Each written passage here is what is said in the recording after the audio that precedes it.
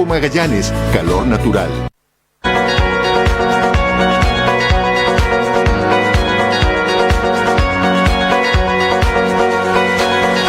9 de la mañana con 10 minutos, 9 con 10 a través de Zoom, con teletrabajo. Partimos esta mañana, tengo el retorno acá, por eso miro para allá de repente. Saludo a mi querido Javier Ruiz, sociólogo. Vamos a hablar de varias cositas.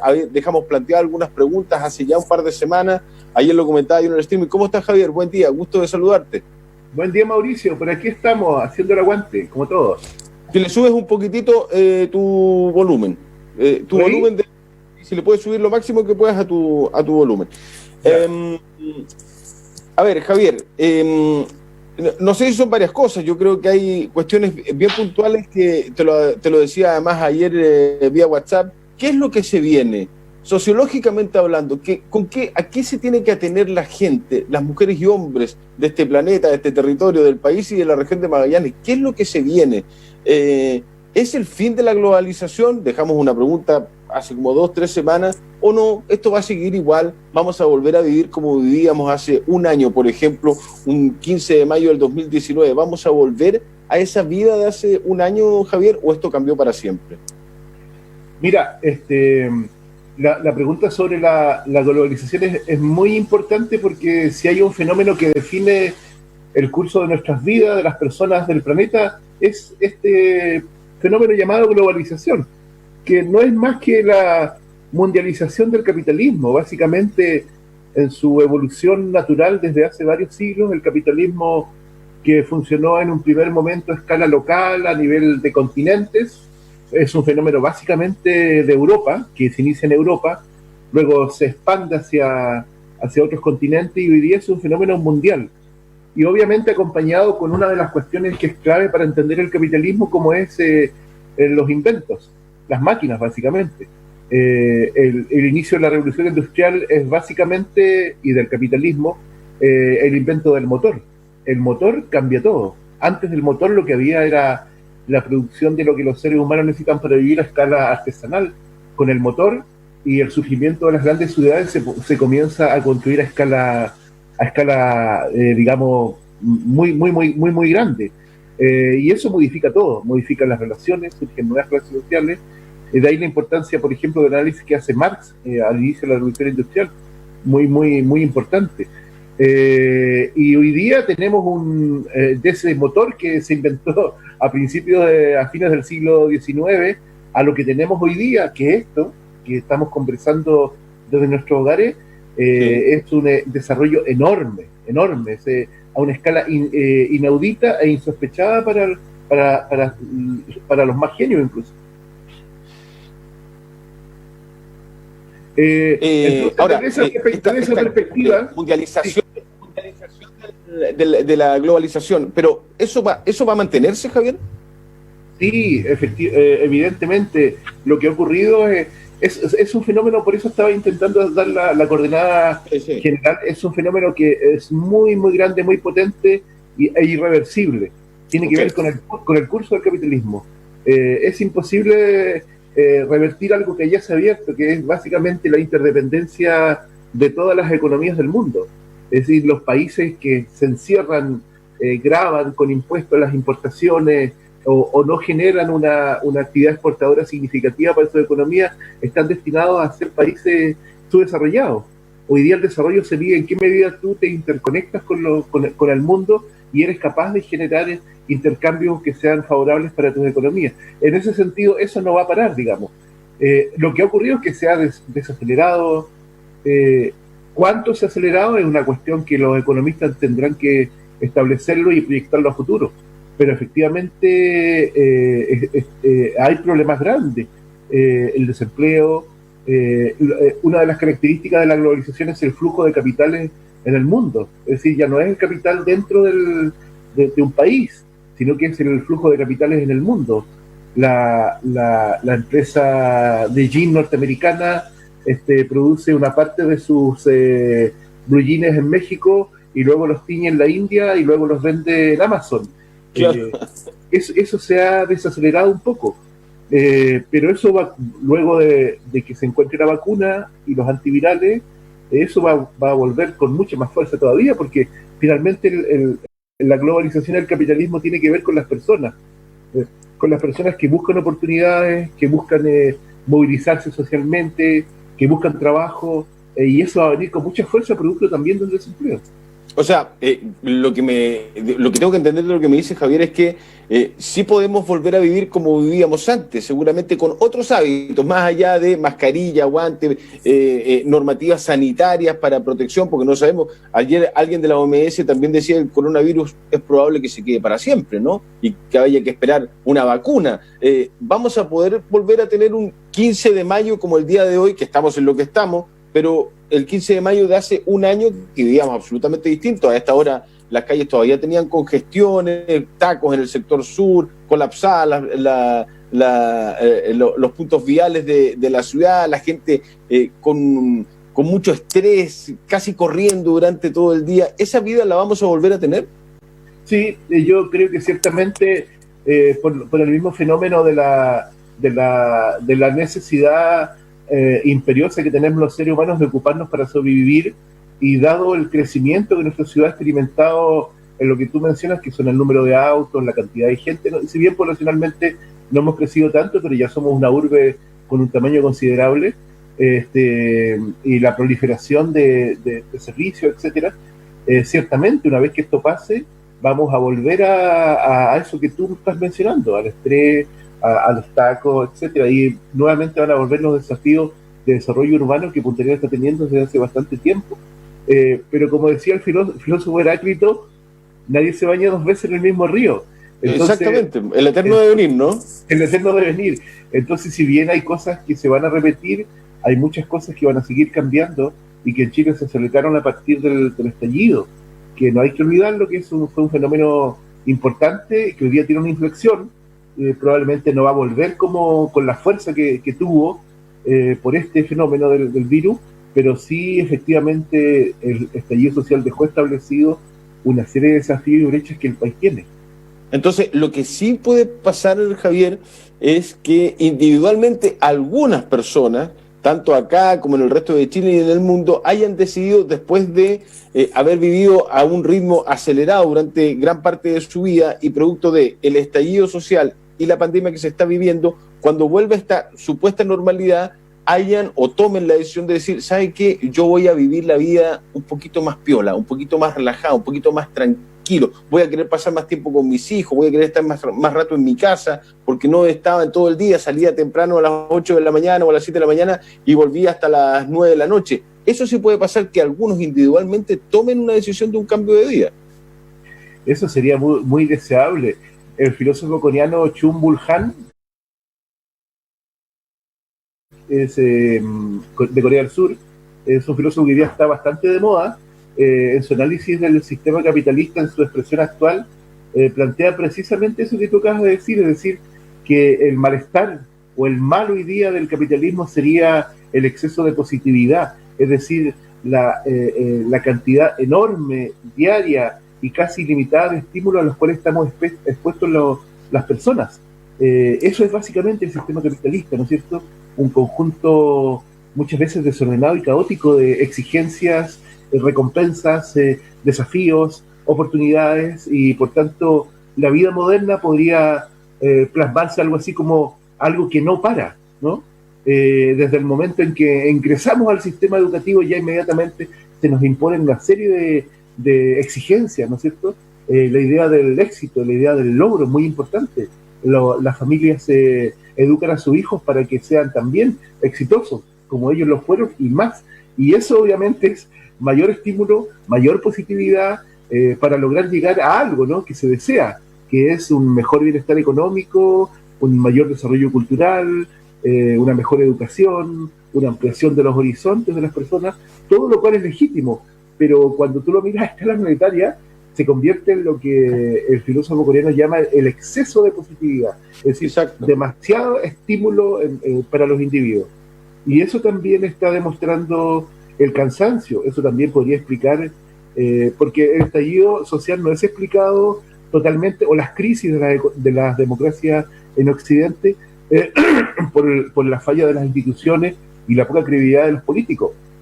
hay expresiones más profundas que tienen que ver con el malestar que la gente siente con un sistema de vida que lo cansa. De eso habla... Claro, lo que pasa además, Javier, es que a propósito de ese cansancio producto del sistema de vida que enmarca todo lo que tú acabas de decir y que uno traspasa, bien o mal, a sus hijas o hijos respecto de la competencia, mejor condición económica, asumir algunas metas para conseguir logros profesionales, personales.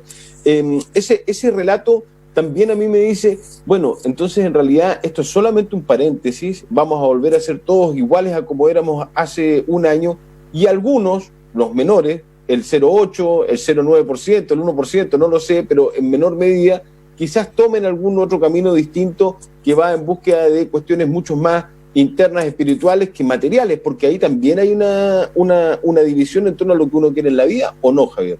Sí, claro que sí. Ahora, es muy probable y deseable que eso sea así.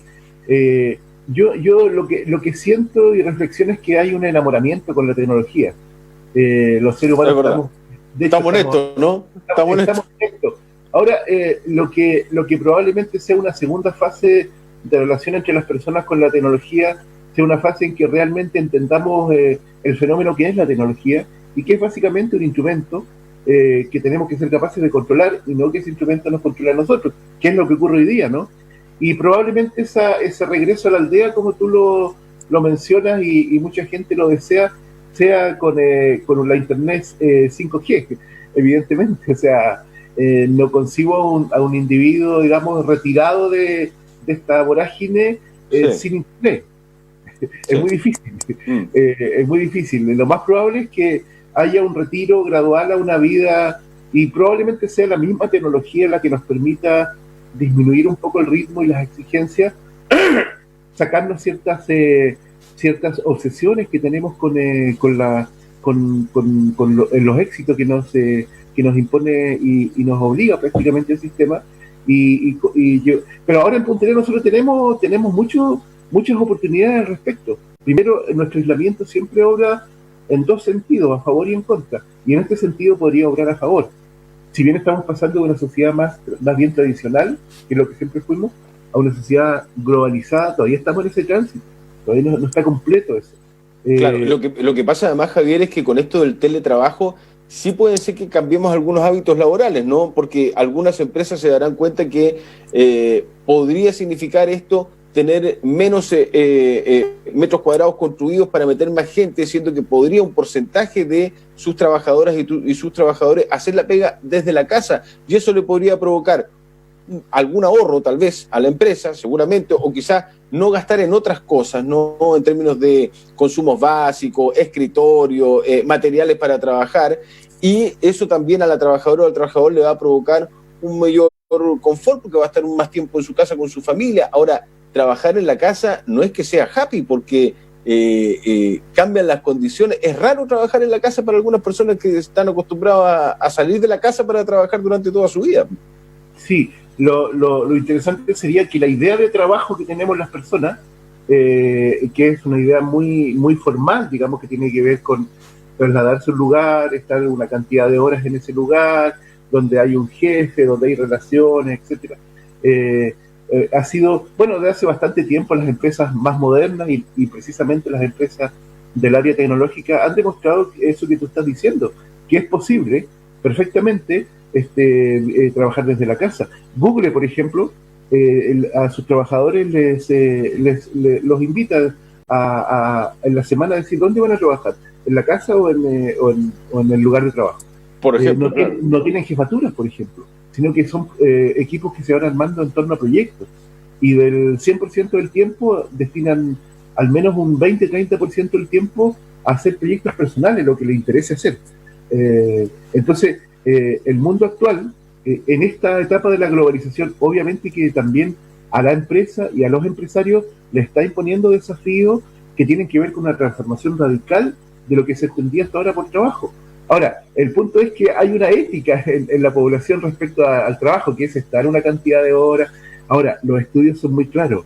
Demuestran que en el caso de Chile, por ejemplo, la productividad real de los trabajadores es 4,1 o 4,2 horas. El resto de las 8 o 10 horas que permanecen en el lugar de trabajo no son productivos. Entonces, ese es un temazo, ese es un temazo, ¿eh? Porque no porque uno esté más tiempo en la oficina va a ser más productivo, va a trabajar más, va a sacar más resultados, ¿no? De hecho, los países más productivos son los que tienen menos horas de trabajo.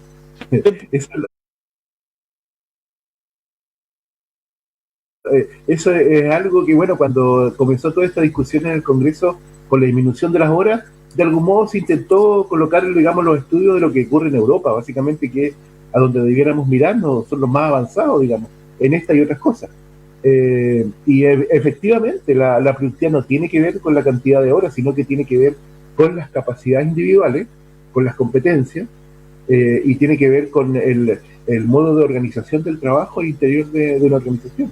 En la que efectivamente, si se coloca al centro la felicidad del individuo, efectivamente que una persona motivada y que trabaje, por ejemplo, desde su casa, o que las relaciones, porque ese es otro factor muy importante, las relaciones organizacionales en el trabajo sean más horizontales y menos jerárquicas, podría contribuir enormemente a un mayor crecimiento del capitalismo, de la empresa finalmente, una mayor productividad o una mayor riqueza, que es lo que el sistema finalmente quiere, ¿no?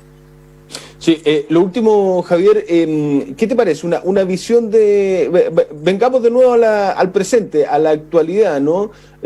Porque lo que... a ver, la noticia del momento es si se entregan o no se entregan los datos, si tenemos o no tenemos cifras reales como para poder hacer análisis de forma transparente.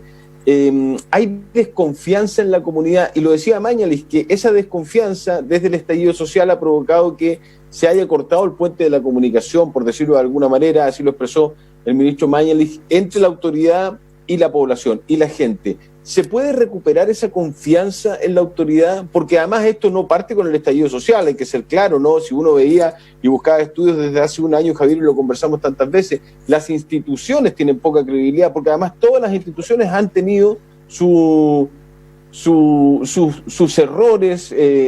errores graves, ¿no? ¿Para qué hablar? Ejército, Carabinero, Poder Judicial en Rancagua, los mismos parlamentarios, algunos alcaldes, concejales, o sea, todos han cometido errores y eso ha ido mermando la confianza de la población.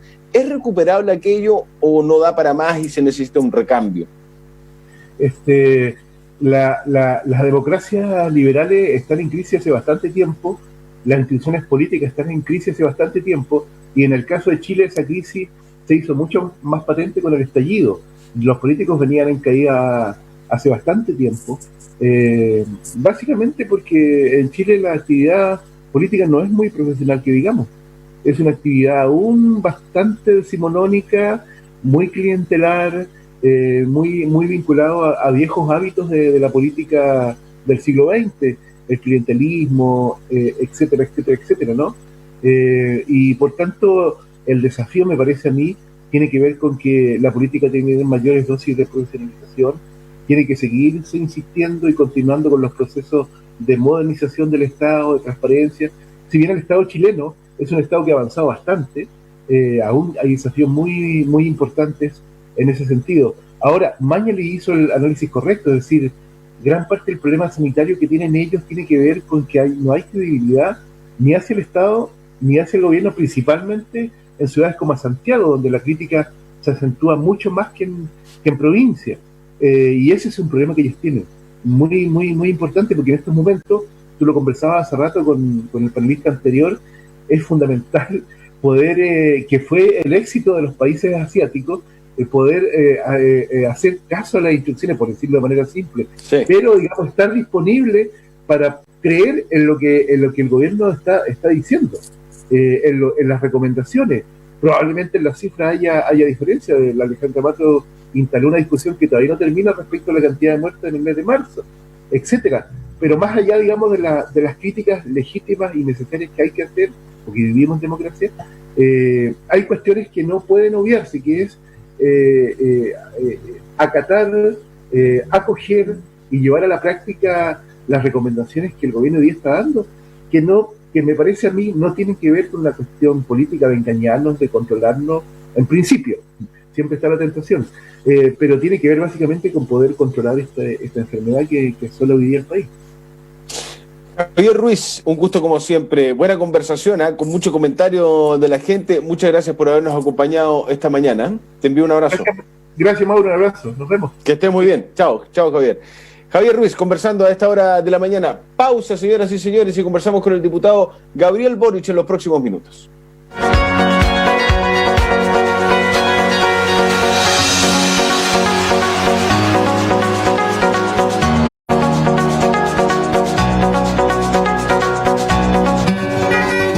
Las tuberías y llaves que están en el